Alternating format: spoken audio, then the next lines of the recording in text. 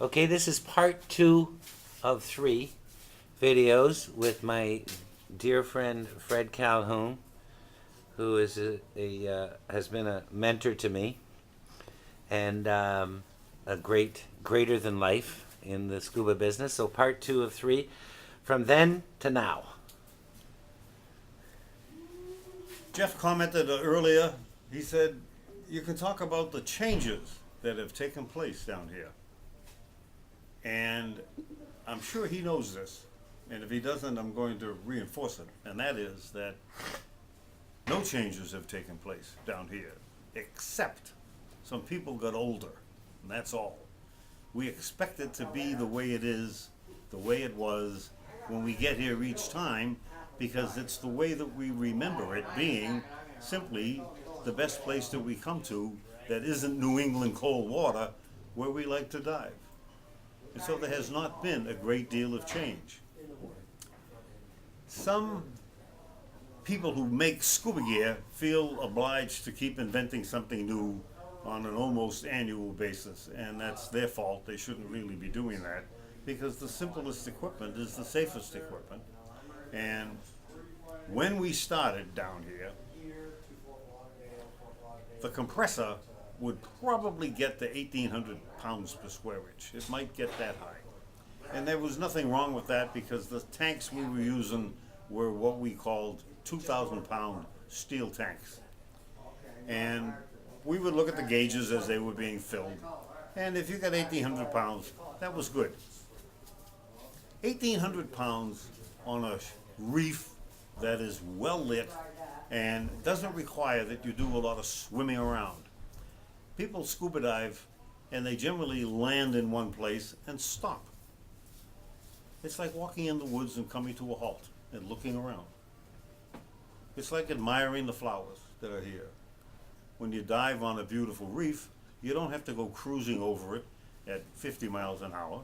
What you need to do is come to a halt and settle down. Kneel down in some sand and look around.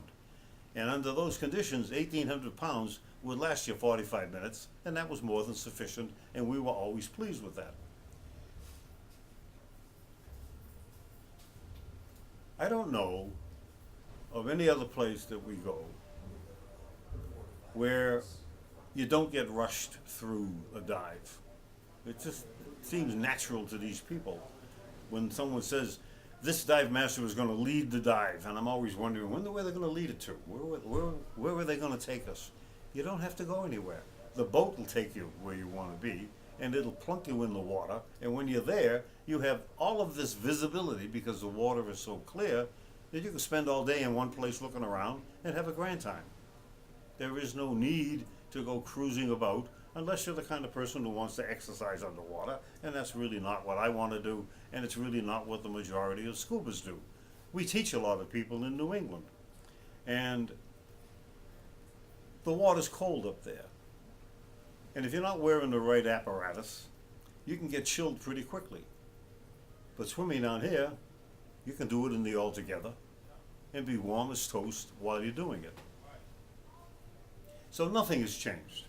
We come down here, we expect the building to be the way it was when we left it.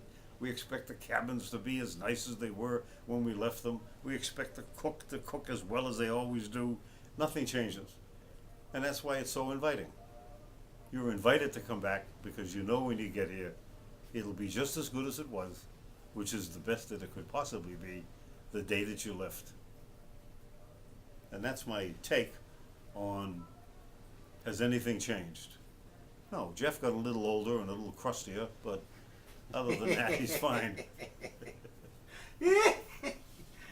And you're getting better, man. You're becoming the bionic man. I got a new knee. Yeah. All right. Well, thank you very much, Fred. Part 3. Soon come. What is it? Okay. Okay. Part 3.